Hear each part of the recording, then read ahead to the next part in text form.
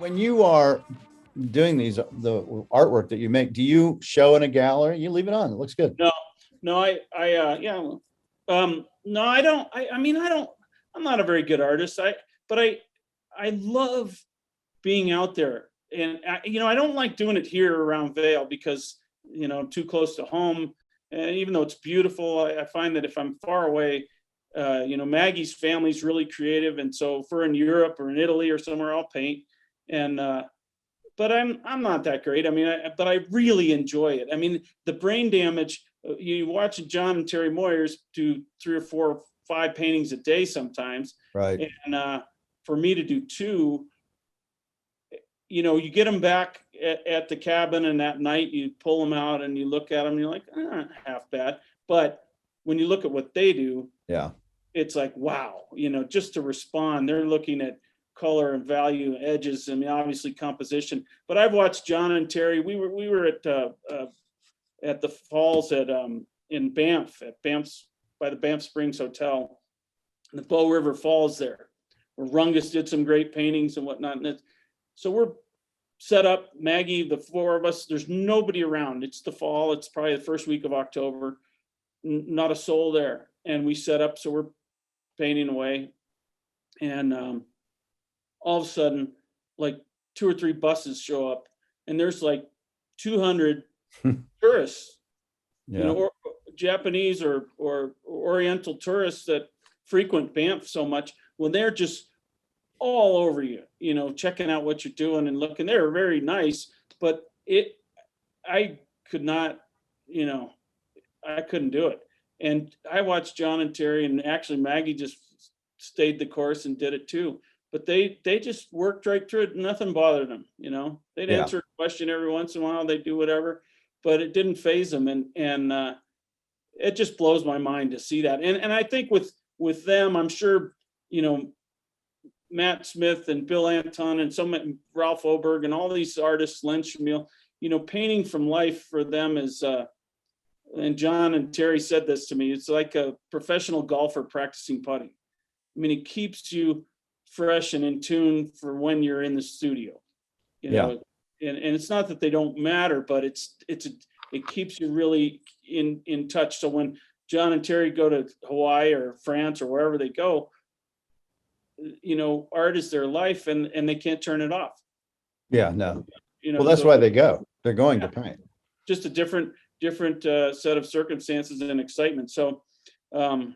So anyways, I don't have any great aspirations. I don't want to be an artist, but I do have the empathy for all kinds of artists and how hard it is to do what they do. And to me, when we have a show at the gallery,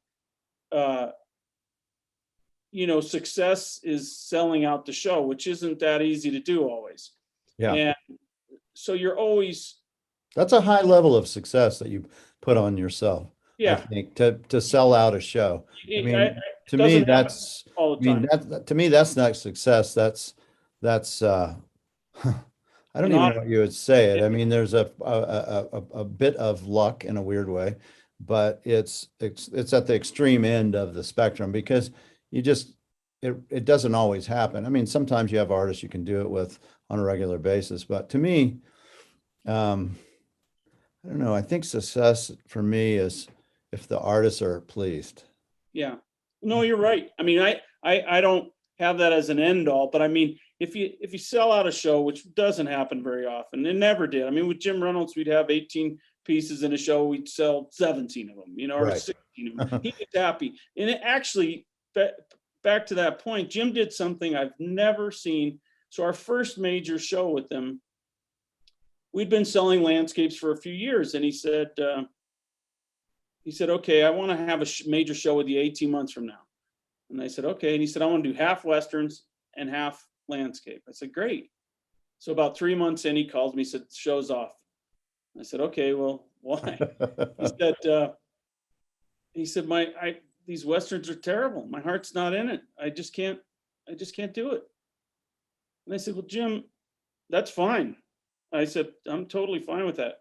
But I said, I don't really care what you want to put in a show. If you want to paint Volkswagen bugs on the street, and your heart's in it, I can sell it.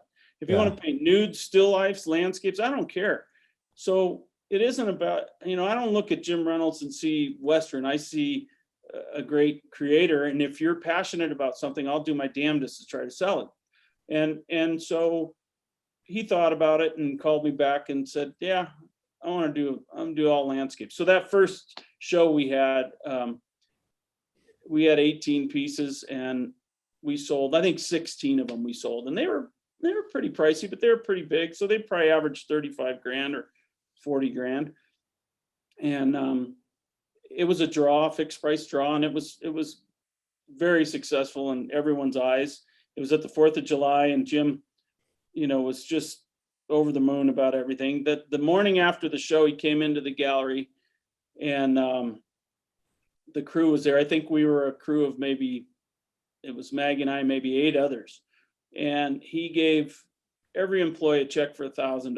Wow. Not us, because we're the owners. But Yeah. he gave each one a check for $1,000. I never heard of that, never saw that, never, it blew my mind. And he cared, he thanked everyone. He cared so much. And so it was really interesting to work with guys like that. And then, having the desire to study art and look at art and continually be part of that world. When I married Maggie 22 years ago, she's from a sculptor's world. Her sister is Jane Dedecker. Yeah. Who's not only an incredible sculptor that we've represented her since 1989. You still represent her? Yeah. When we first opened the gallery, we were looking seriously at all different types of artists, and one of our dream team artists was Dan Ostermiller. Yeah, he's also. Dan was shown with Nieders down there, and we formed a relationship with Dan, started working with Dan, and he introduced me to Janie. And Jane had such an authenticity in her work and just loved it. So we developed a relationship. Of course, Maggie ran her world, dealt with all the foundries and scheduling of with patinas and all the work, family investing, dealing with the galleries. She ran Jane's world for 20 something years and still kind of involved with her because they have such a history together, and she can really be a good balancing force. And now Jane goes on to greater and greater things. She just installed. She got a suffrage, right? Didn't she get a big suffrage? Women's monument for the suffragists in Seneca Falls, and then she'll be doing the National Women's Monument in D.C., which was a bill that passed the House and the Senate, and actually Trump signed it in December of 19. But so she has a deep history in art, that whole side of the family. And Maggie had been divorced for 3 years. I was divorced for 3 years, and we started dating and got married 22 years ago. And it's an awesome. We work together every day. We have 11-year-old, be 12 in February, year-old twins, boy-girl twins, and then I have the older girls that are 29 and 32. So, we see each other every day, like you guys. And she has amazing strengths that are way beyond my capabilities. I have a lot of passion and love and knowledge. I mean, I have art books coming in daily, and of all kinds, artifacts. I mean, it's not just art, but I love indigenous cultures. I love reading about entrepreneurs. I love reading about what people collect, no matter what it is. When somebody goes deep, like you look at the Moyers and see how much energy they get from the things they collect and how much knowledge they have. So I just love that, and Maggie goes along with it, and we hunt things down. I guess, we're a good match, and we can't turn it off either. So if we go to Europe or go to Hawaii, we're also involved in the art world. So yeah, no, you can't. Yeah, no, I get that. Even if you want to, you can't do it. You can't turn it. Now, you also have been very instrumental in Lougheed's, Robert Lougheed's world, and have or had a museum. I don't know if you moved it down when you got your new space, or how that worked. Yeah, so that's been an adventure that is pretty exciting. We as you know, we became involved with the world of Bob Lougheed through the Moyers and also Wayne Wolf. But Cordy Lougheed was alive and thriving at the time. This was probably early, maybe 2006 or so.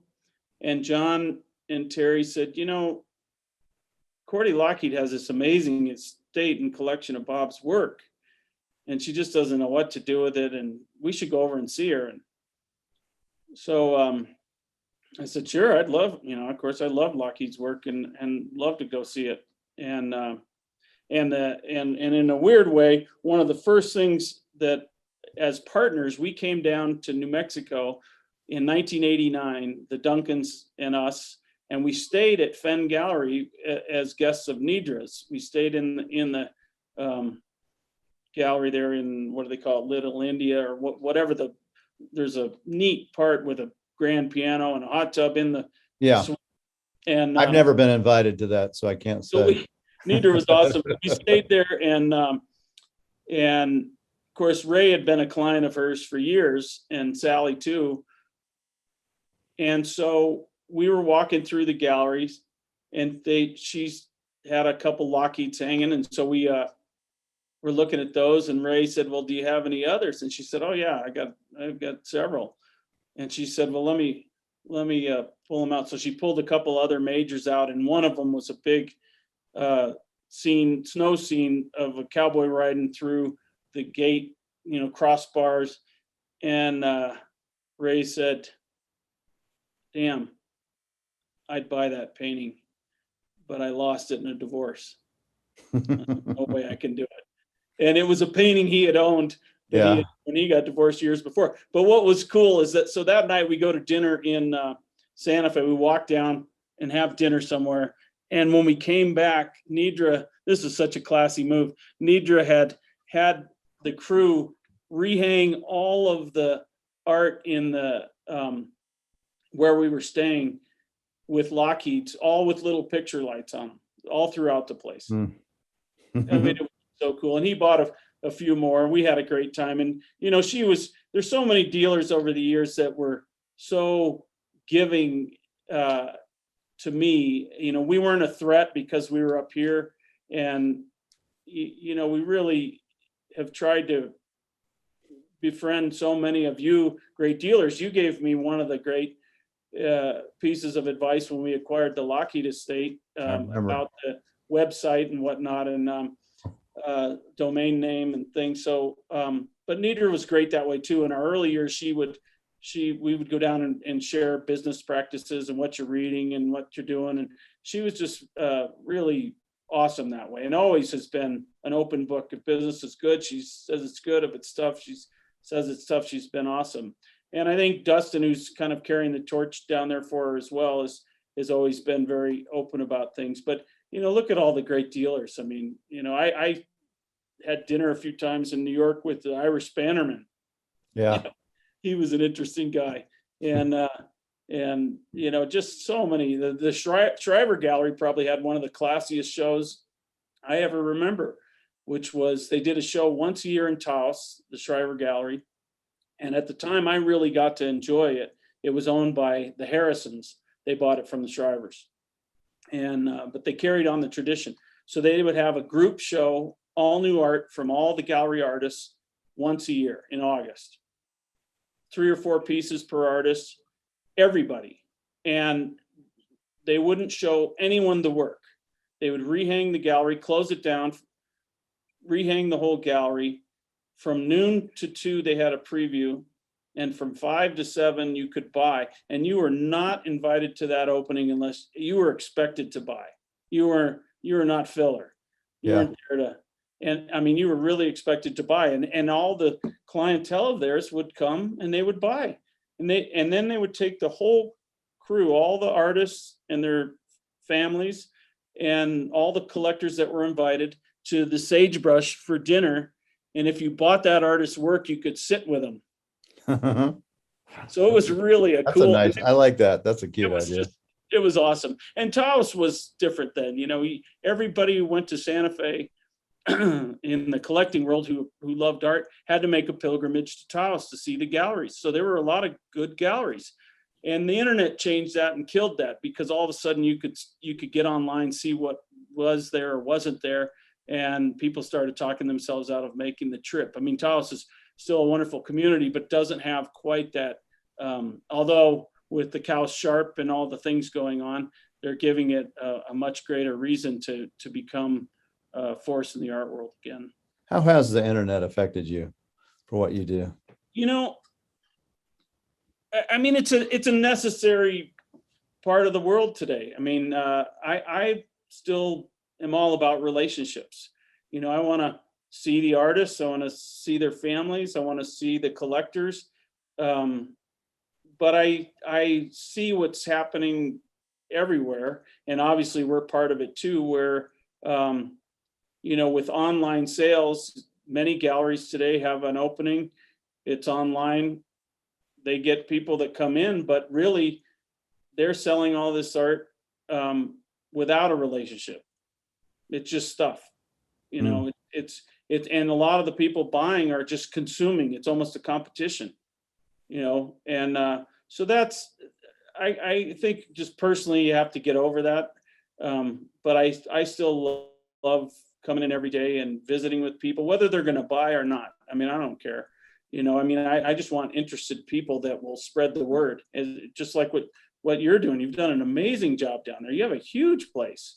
You know, what is that place? 10,000 square feet or something? No, it's like 7,000, something like that. But I also don't have to pay, you know, Vail prices to get a place. You know, That's a big difference, you know. In Santa Fe, my gallery was probably, I don't know, 2,000 square feet. So yeah. But you know, it definitely is part of it. I mean, we're a small band today, but we're a good, strong little crew. And, you know, we really didn't have an opening until this summer. We had Joe Beeler. We did a retrospective 15-year show. We had 76 Beelers, painting, sculptures, drawings. We've sold 54 of them. Wow, that's impressive. And how much of that was online? Very little was online. We had maybe 4 or 5 online sales. Yeah. I mean, we had people call us that knew us. Yeah. But like we had 4 or 5 where we didn't even know the people. Yeah. Okay. So that's that was our first time doing that. And 5 people you don't know is pretty good. Yeah, it was kind of interesting.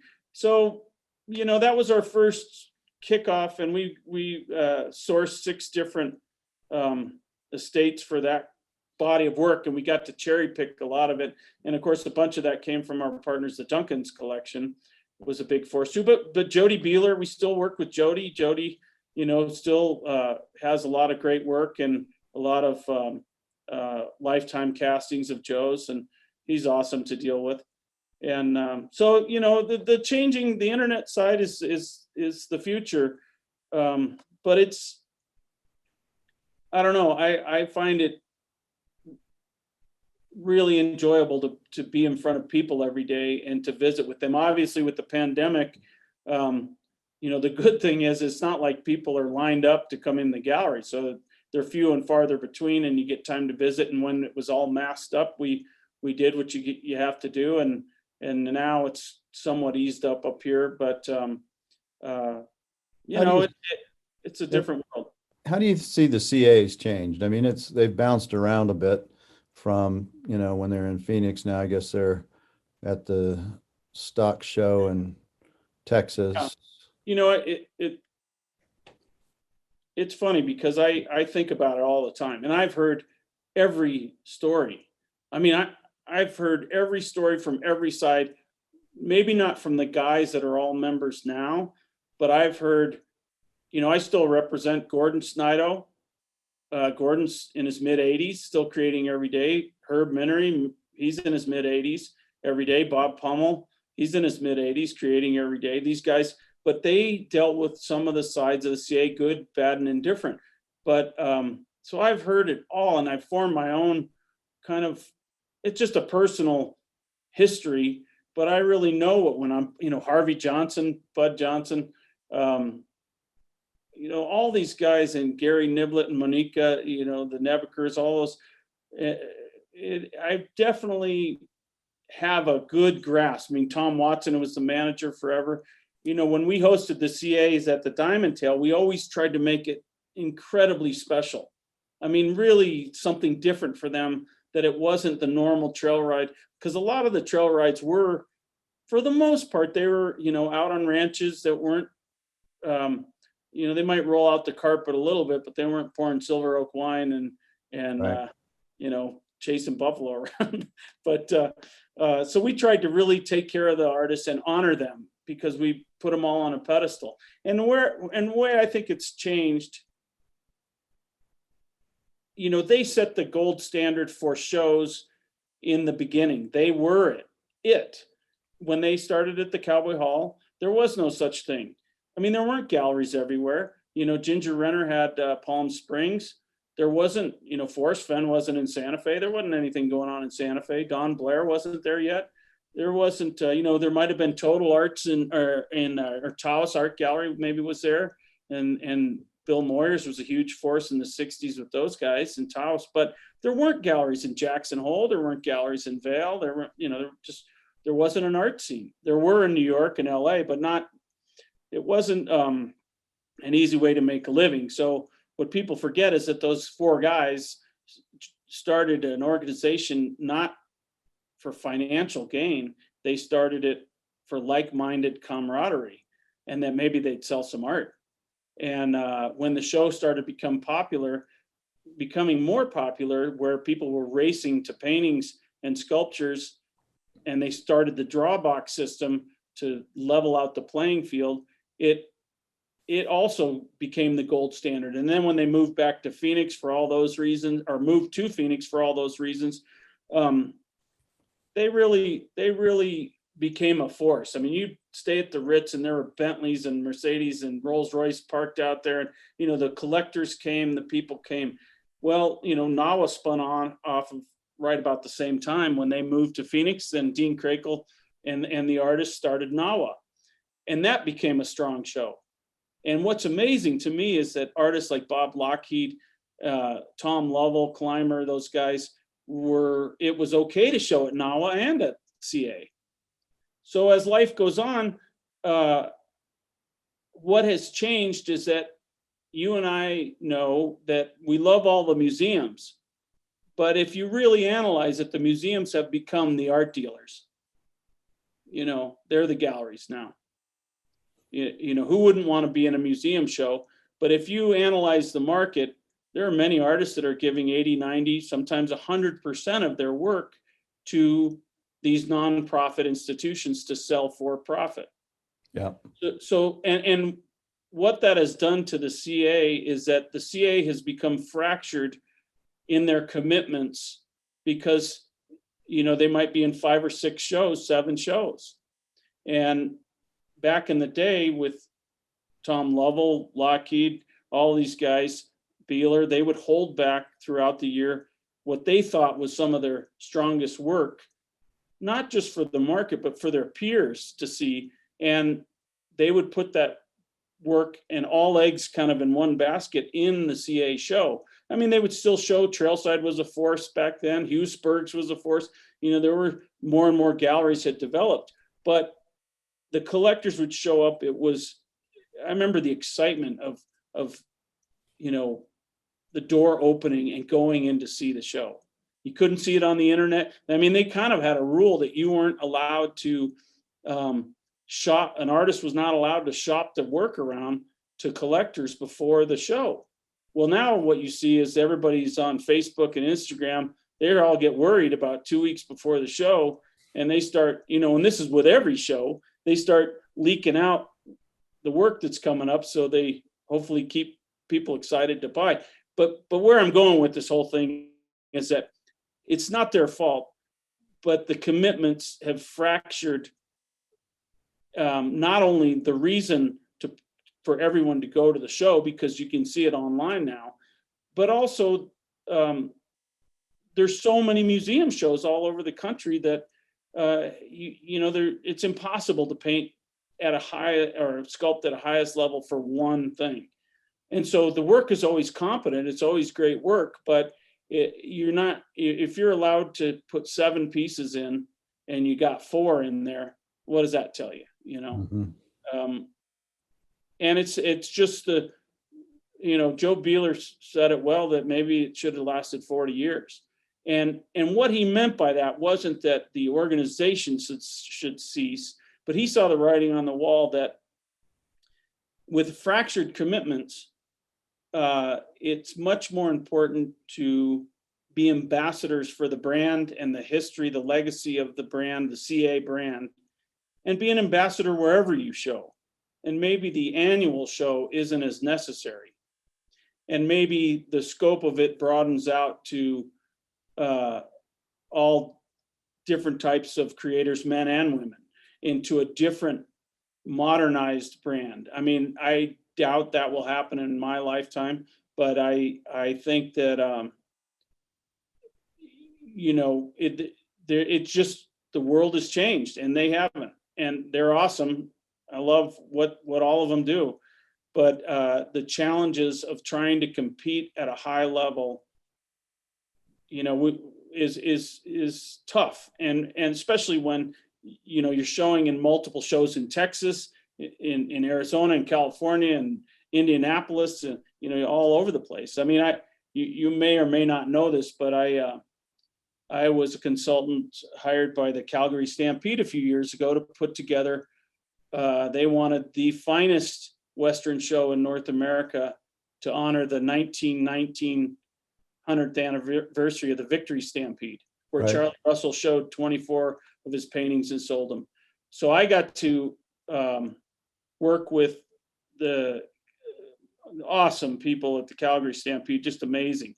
And with the TCA group, which was the saddle makers, bit and spur makers, rawhide braiders, and silversmiths, to complement them with a dream team of artists. So I put together a show of 22 painters, 7 sculptors, and then 12 of the TCA guys for this amazing event, and kind of crossing the spectrum. Where I'm going with that is that, like with the CA, I got to bring in some contemporary elements from the Western world. And we were limited on the scope of what we could do. It was a black tie, invitation only, major event, 2 nights only. It was one big night, and the next night was a part of a big president's reception. So, Trudeau was there, and they had all kinds of big brass from around Canada that was there for the Stampede, and like 600 people. But the night that we did it, it was maybe like 160, 180 people. And but it was a diverse group, I mean, besides, just traditional Western work, I got to broaden out to Duke Beardsley, Don Cohen, who's doing big airbrush things. We had, I had Buckeye Blake in there. I had Terry Moyers, Deborah Fellows, Jill Sokup. But then I had traditional older guys. I had the Snidels and the Pummels and Tom Browning. Martin Greeley was part of that. We had Andy Thomas. We had Bill Achuff. We had Willie Matthews. We really had a neat mixture of painters and sculptures. And then I brought in 2 pieces by 6 deceased artists. So I had 2 Lougheeds, 2 Reynolds, 2 Beelers, 2 Tom Ryans. And so we really gave people an interesting experience. And I think that, like with the CA, there's a lot of room for being the brand of excellence, but broadening the scope of it. Because if you're in the vein of Charlie Russell and Frederick Remington, does that mean that Orland Joe is or isn't part of that lineage? I think he is. Right. I think ledger paintings are as significant as his sculpture. And as you and I know, indigenous creators create spiritually. And that's certainly in the vein of Remington and Russell. I don't think you can define it so narrowly. And so I hope that with the group in the years to come, that maybe not as much emphasis or weight is put on their shoulders to have an incredible show, but more is put on to wear the lapel pin of the brand of the CA, that you spread Right. the news wherever you show. You know, if you're at the Autry or at the Bristol or at the, you know, Quest for the West or wherever, you're an ambassador for the history and legacy of the brand versus a competing show. Yeah, that sounds right. And I think also, you know, at some point, I would think opening it up to women would be very helpful for them. I don't know Yeah, if we'll ever do it, but it makes sense to me um, to have some of that. Having you and said I that, you know, remember- Wickenburg does have a woman's show that's, you know, Cowgirl Up, that's just all women, but it does seem like it would be something that would be helpful. Well, and yeah, there are plenty of great women artists, painters, sculptors, whatever, that could easily be part of it. It just is tough to for them to look at the future and see how that fits with their mission going forward. I think it should fit easily, but I also think it's contemporary work that's pushing the boundaries along with the traditional work. You know, the art world. I mean, mountain man paintings are pretty tough to sell today, right? Compared to the 1970s and 80s. Yeah, I So- wasn't selling them in the 70s So or 80s really for that matter. So I don't know. it's evolved. I mean, it Depends just, on who did it. I got some from Maynard Dixon the other day. I don't think I'll probably have too much problem selling them, but you know, our Canada show, we had Josh Elliott in there. And the reason I had Josh in there, and he was really our only landscape painter, but he has a great sense of honoring the land with branches yeah, being part of it. You know, Yeah. you've told a ton of them. And Josh was a really neat fit up there. He was really just a wonderful guy to have as part of it. And but you know, that show may or may not continue as they build their museum up there. It may be an every other year kind of a thing. And that, obviously COVID has changed it all. So we'll see what happens. But it was really neat. The artists all, you know, those that came, which was most of them, had an incredible time, and it was just fun to be part of. And you know, I totally skipped over your Lougheed question, but we do own the Bob Lougheed estate. We spent years figuring that out with Cordy. She was awesome. We went through, and what we acquired in that estate was 800 oils and Wow. watercolors, 3,600 drawings, come on. tens of thousands of slides and negatives, all of his financial records, everything, all of his correspondence, you know, all of everything, his doodles. And we tried to honor that with a big book we did, that Bob Lougheed, which we printed at O'Neill in Phoenix also. And we really tried to bring Bob back to the forefront, and we did a pretty good job of it. We kind of added a second space to the gallery, and it was really focused on the world of Bob Lougheed. And we hosted a 3-week show at the Salmagundi Club in New York and had an opening there. And we were buying and selling work, you know, and really trying to add to our knowledge of Lougheed. We went and visited with the relatives in Canada who own about 120 paintings, 93-year-old sister-in-law. And it was interesting. We took Cordy up there to meet them because we just wanted to see what they had. And because Bob had a studio and a barn up there and gave it to the family. And she said, well, are you here to buy the art? This is after being there for a day. Yeah. And I said, well, do you need money? And she said, no. And I said, well, just keep the art, you know, enjoy it with the family. You know, we would just like to document it and look at the photo albums. And they gave us so much to borrow and so much to take with us. And, but they kept the art, which is what I think was appropriate. You know, they're part of that long lineage. And so for a few years, we, you know, really beat the drum hard. And about a year after our partner Ray died, we pulled in the reins because we own it in partnership. And now we're kind of rethinking what needs to happen. We've been talking to some different sources about the whole, I mean, it's such a treasure trove of Right. work. And we didn't let anyone dive in and just cull through it.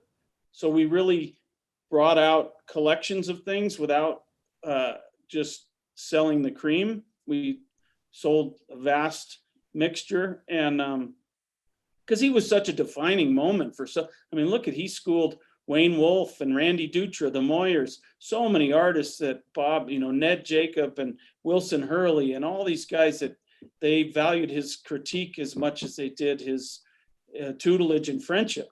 And he really, he was so competitive and yet so giving. And I don't know if there's another artist truly like that. Well, when John you have, Terry I was would going to go say, to Canada to paint with him, and he didn't charge him for that. yeah, of course not.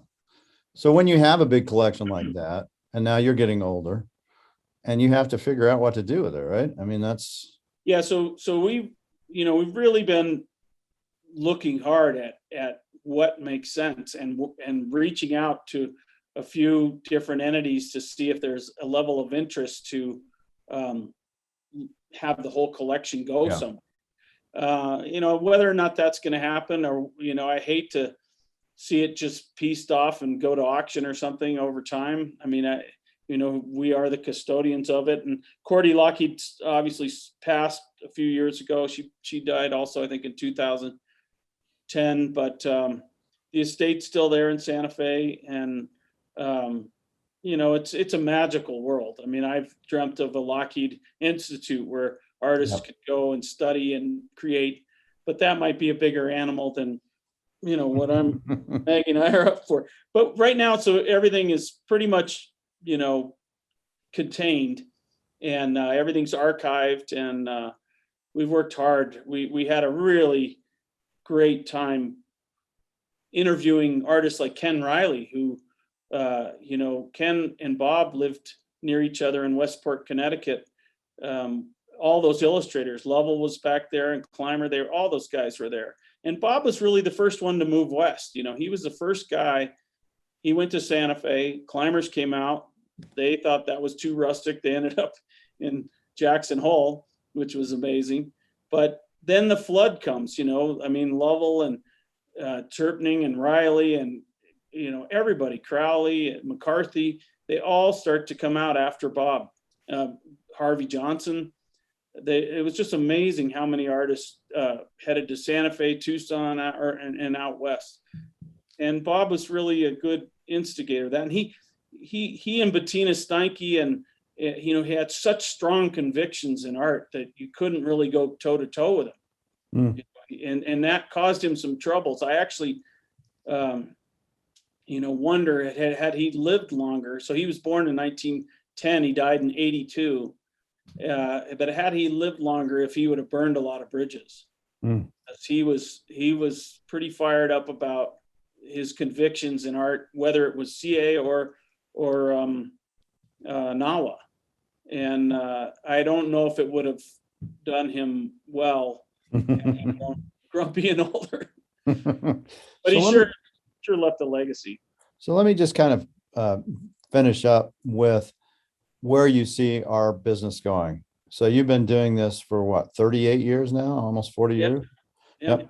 And you've seen a lot of changes. You just recently, after 30 plus years, opened a new space. So you're still engaged actively when you do something like that. But how do you see it changing? One of the things you had said is, and I agree with this, is the museum shows have become one of the, and you can just say competitor, they really truly are a competitor against at least in our field, being Western art, and to a lesser extent Native American art, but they've become a competitor to get material from our artists. And there are some advantages that they definitely do have over us. They also have some huge disadvantages as well, like when people need to sell their material.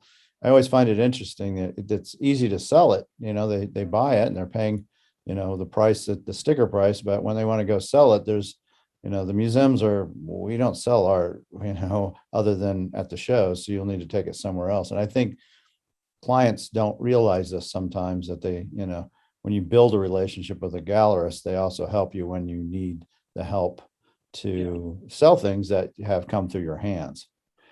Yeah, I think that for us, the new space has really energized us, looking at the next 20 years. I mean, I really hope 20 years from now, I'm still doing this. And I mean, it's just as exciting for me today as it ever was. But the challenges are just what you're saying. I mean, I think there'll be more artists creating or competing with themselves than ever in history, because of the auctions and all these people who've collected for the last 30, 40, some of them 50 years are now deassessing work, selling the third, fourth, fifth home, because it's always been mostly about the 1%, and they've consumed a lot. And so the volumes of work coming back, and a lot of it's going to auctions, are a total game changer. Like you, we resell work, and mostly it's work we've sold, but it's also a lot of work we haven't sold. And if we think it's of quality that we can match up people, we try to do our best. But I think that going forward, if you're under 55 or 50, you didn't grow up with the Western mystique like, I did and you did. I mean, I'm not saying that there aren't kids today growing up on ranches out west that don't love what it's all about, but the volume, I mean, every TV show, all the movies, there was such a huge push of that Western myth and reality. And so the creators, all those illustrators that loved the West, also went and pursued that world and became experts on the fur trade and all kinds of things. I mean, they were just amazing. But the volume of people that create, that love the West is diminishing. It doesn't mean there aren't high points, but we're not going to be pulling from a broad pool anymore. So where I see us being players is always being part of the resale market for what we think are great works. I mean, we'll probably have a major James Reynolds show in the near future. We'll always do stuff with Lougheed, and we'll just try to pull things together. Bill Owen, another one that we'll probably do some major work with. And but I think going forward, our force and our push will be working with creators who we've always kind of worked with, but they will be our mainstay. That Walt Gonski, who's in his later 70s today, Kwang Ho, we've worked with for since the early 90s, Daniel Sprick, Kurt Walters, some of these different artists that, and obviously Josh Elliott, we were Josh's first gallery. He was considering taking other jobs, doing something other than painting, when his dad called us and said, hey, and we started a relationship that's worked. And I think he's one of the great ones. And working with guys like Schinnebarger and Loeffler and Ostermiller, and obviously Janie Dedecker and Gail Falwell, we will continually have a more modern edge to some of the way the gallery's going. The West will always be a strong part of ours, but I don't see artists that are able to make a commitment at a high level. I mean, you look at what Brad's done up at Legacy in Scottsdale, which I think is awesome, and I've told them that. And he's really helped anchor that community up there with these blockbuster shows. Well, when you're doing those kinds of things, I'm not going to infringe on that kind of relationship. And so I'm not really looking at seeing what he does and saying, hey, I'm going to do that. I want to represent the artists I want to work with, that I really enjoy working with, and being part of their lives. And I see that changing with us, being a more modern gallery that continually evolves over time and tries to be about the relationships and tries to be willing to hang out with a interested party for 2 hours and talk about the work. I don't mind selling online, but it doesn't say much to me when a gallery sells out a show and it's online. I mean, okay, you sold a bunch of stuff, but where's the relationships and the knowledge, and where is the depth? Yeah. Paintings also in a gallery need the stuff, sculpture is not just stuff, but paintings and sculpture resonate and play off of each other. So when I walk into a gallery and there's no other stuff, it's just a bunch of paintings, well, you're just a merchant. Yeah. You know, I mean, there are times when the shows demand that, but I love to see how things play off of and how people live with things. And when I know you're the same exact way, when I go into someone's home and they're selling and they've collected weavings and pots and art, paintings and sculpture for 30 years or whatever, it's their visual diary. It is a diary of that person, of those people, the things we love and collect, whether they're traveling abroad, whether they're here, so that's a sensitive thing. So what I try to help people with today is the things you've bought that you paid for, and a lot of times you've paid the market price, you've enjoyed them and they've resonated in your world. And when you make the commitment to let those go, it cannot be about the money anymore. It has to be about easing the burden and spreading that creativity to others. Some will be up, some will be down, but with the volumes of art coming back on the market, the majority of it's going to be down because you're competing with a lot of similar things. And so I think if you can get people over the fact that, I mean, look at real estate so hot today, people are making a killing on the house, but they don't want to lose a dime on a painting. Yeah. And I think that assets will go up and down, and quality is key. You and I and like-minded people that have spent decades in the art world have an opinion and know a great, Rod Goebel from a good one and a great Robert Daughters from a good one. We know the high points and those are liquid, but many artists created a ton of competent, wonderful works that aren't, liquid. So I don't know. I mean, I think it's interesting to study it every day, to think about it and, be involved with projects. Like I'm going to show you this. I just been in part of the new book by George Carlson. Oh, wow. Look at that. And yeah, he's one of the I didn't have a financial stake in it, but I think George is a worthy guy, and Todd Wilkinson, who's such an awesome writer. And George, who's had such an amazing career and affected so many. I knew I could be a kind of a balancing force in helping connect the right people in many ways and help paint a real picture of what the process was going to be like. And so, there's only 4 of them in America right now, I think, maybe 5 books, but he sent me one of them as a thank you. And it's a really neat project that'll come out in the next few weeks. But where's the book going to go out to? Do you know? Is it going to be distributed by? Rizzoli is the distributor. Oh, Rizzoli, that's right. Yeah, But they do a great job.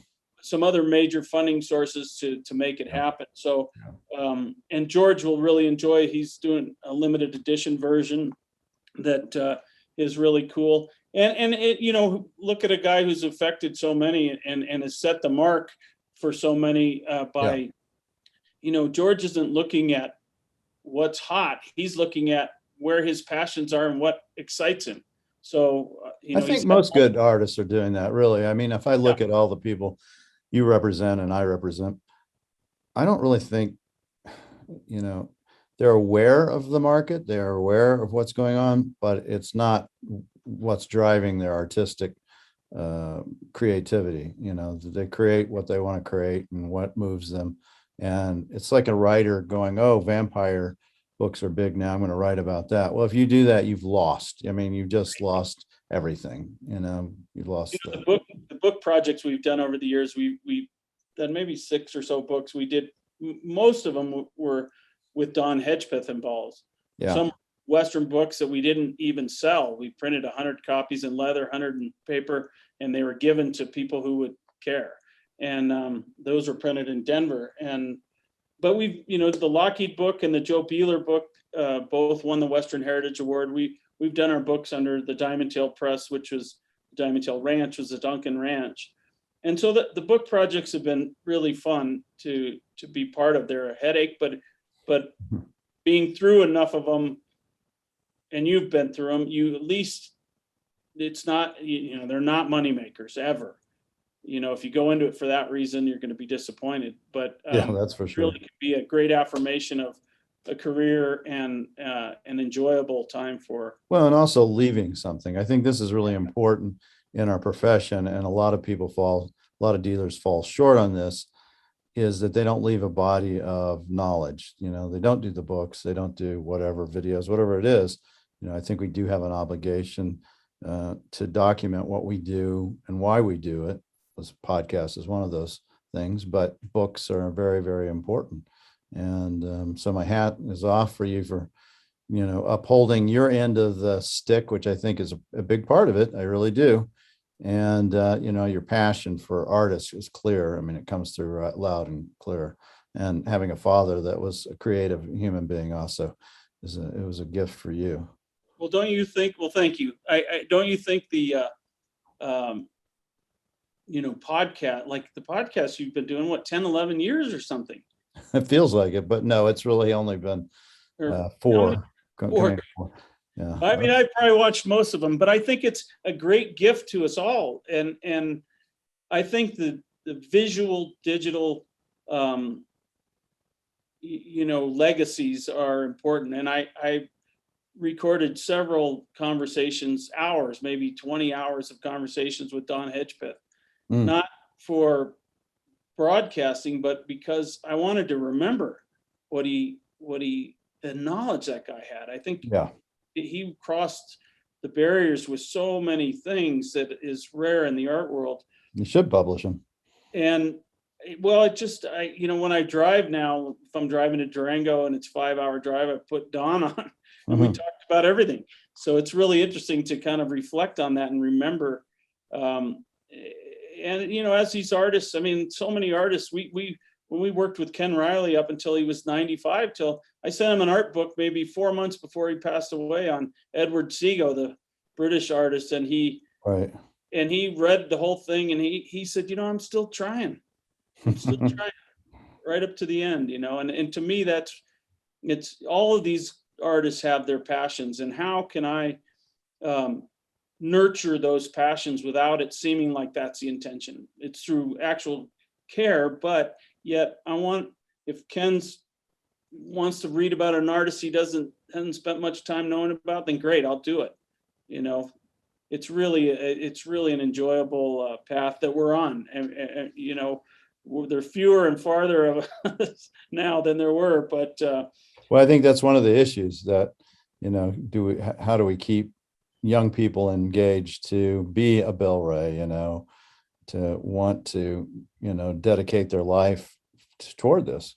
That's one of the reasons I do the podcast. Or anybody out there, I guarantee you there's a mentor sitting right there in Colorado named Bill who would talk to you just like they did at the Squash Blossom when you were 18 years old. That's what got you going.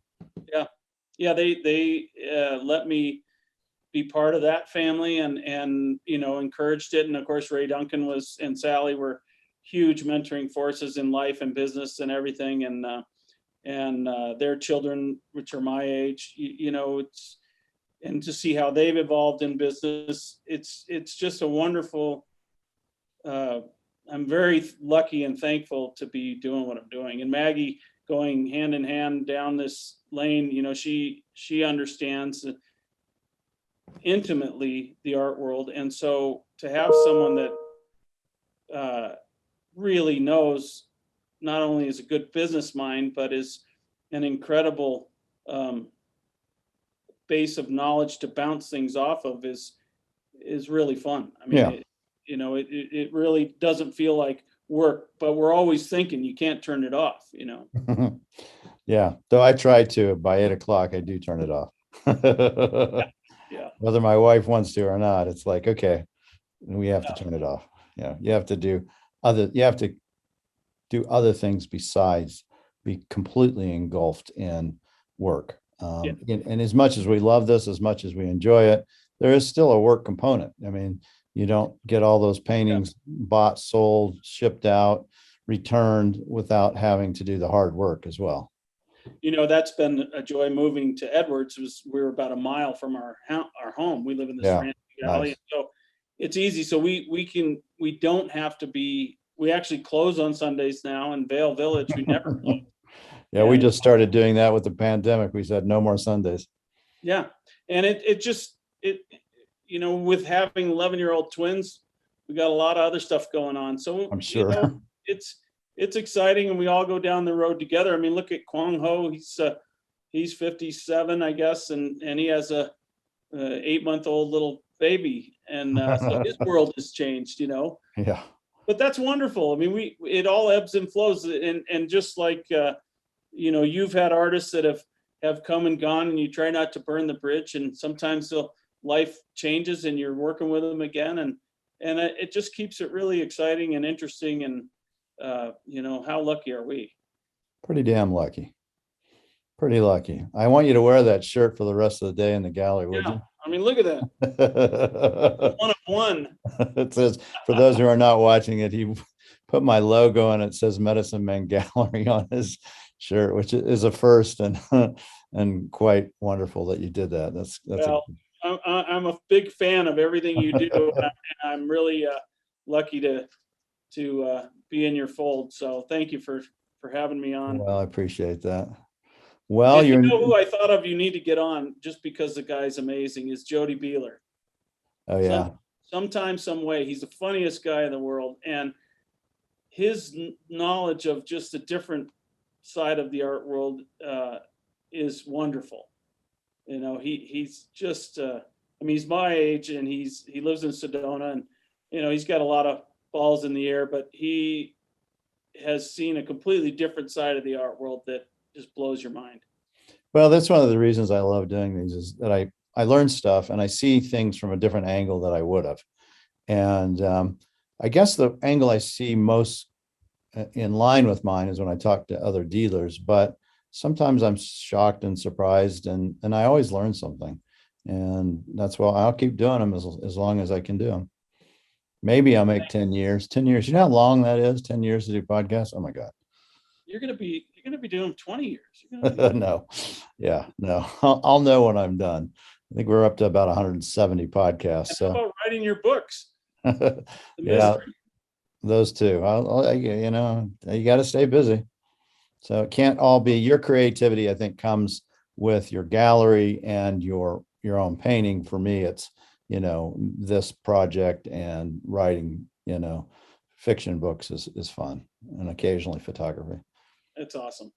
All right, Bill. Very good. Thank you so much. Say hi to your wife for me, and I look forward to trying to get out there and see your new space. It sounds fantastic. Why don't you send me a picture of it, and we'll put it up on the podcast. You got it. Thank you so much, Mark. All right. Thank you. Have a great day. Bye. All right. Bye-bye.